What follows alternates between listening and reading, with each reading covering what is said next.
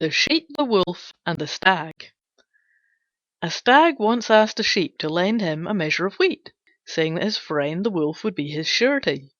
The Sheep, however, was afraid that they meant to cheat her, so she excused herself, saying, The Wolf is in the habit of seizing what he wants and running off with it without paying, and you too can run much faster than I, so how will I be able to keep up with either of you when the debt falls due?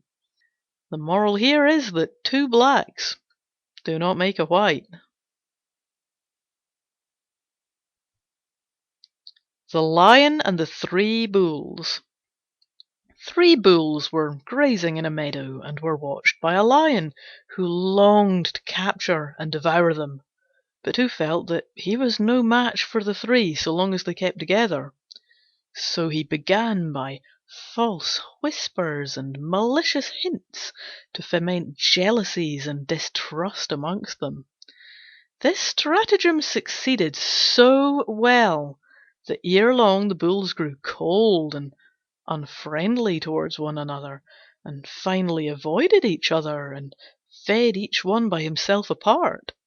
No sooner did the lion see this happen than he fell upon them one by one and killed them in turn.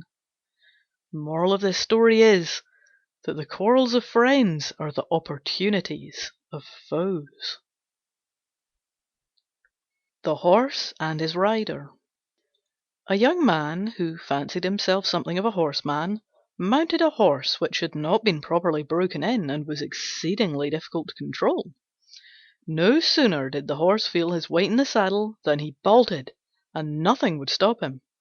A friend of the rider's met him in the road in his headlong career and called out, "Where are you off to in such a hurry?" To which he, pointing to the horse, replied, "I've no idea, ask him." The Goat and the Vine. A Goat was straying in a vineyard, and began to browse on the tender shoots of a vine which bore several fine bunches of grapes. "What have I done to you," said the Vine, "that you should harm me thus? Isn't there grass enough for you to feed on? All the same, even if you eat up every leaf I have and leave me quite bare, I shall produce wine enough to pour over you when you are led to the altar to be sacrificed." The Two Pots. 2 pots, one of earthenware and the other of brass, were carried away down a river in a flood. The brazen pot urged his companion to keep close by his side, and he would protect him. The other thanked him, but begged him not to come near him on any account. "For that," he said, "is just what I am most afraid of. One touch from you, and I should be broken in pieces." The moral of the story is, equals make the best friends.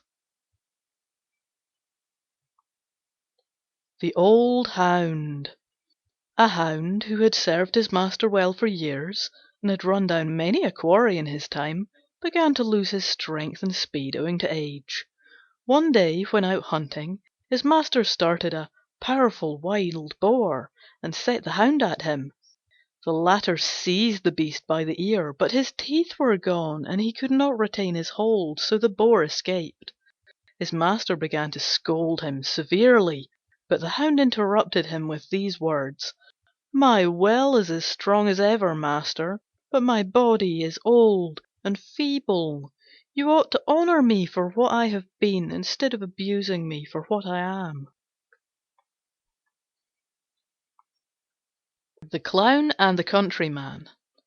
A nobleman announced his intention of giving a public entertainment in the theatre, and offered splendid prizes to all who had any novelty to exhibit at the performance.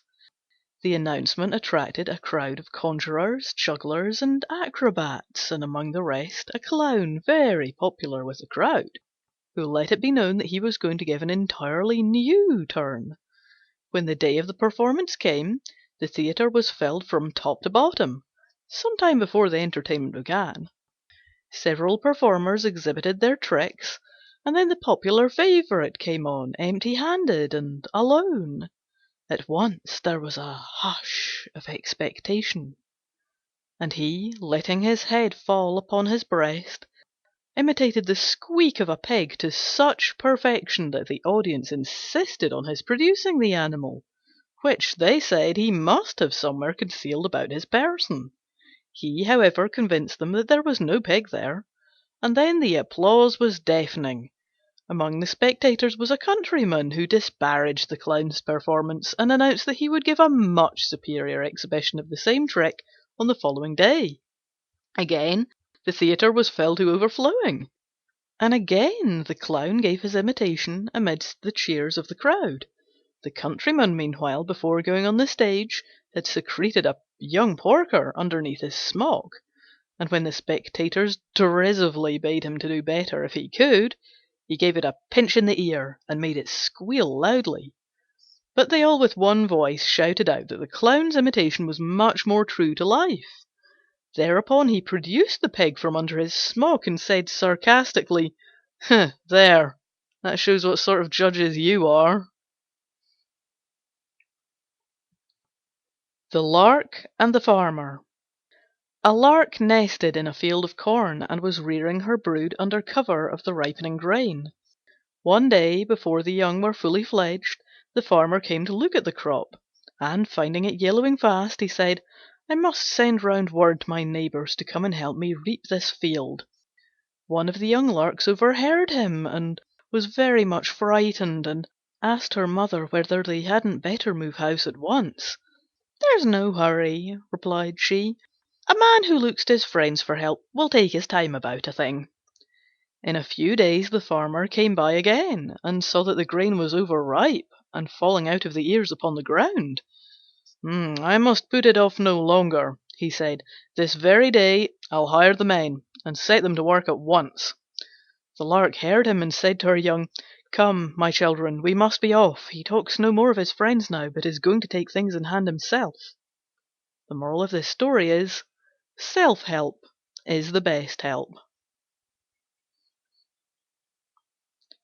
The Lion and the Ass. A Lion and an Ass set up as partners and went a hunting together. In course of time they came to a cave, in which there were a number of wild goats. The Lion took up his stand at the mouth of the cave, and waited for them to come out, while the Ass went inside and brayed for all he was worth, in order to frighten them out into the open.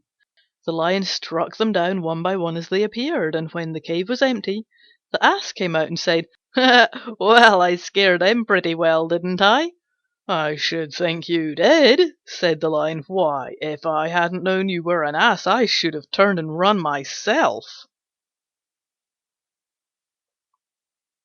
The Prophet. A prophet sat in the marketplace and told the fortunes of all who cared to engage his services. Suddenly there came running up one who told him that his house had been broken into by thieves, and that they had made off with everything they could lay hands upon. The prophet was up in a moment, and rushed off, tearing his hair and calling down curses on the miscreants. The bystanders were much amused, and one of them said, "Our friend professes to know what's going to happen to others, but it seems he's not clever enough to perceive what's in store for himself."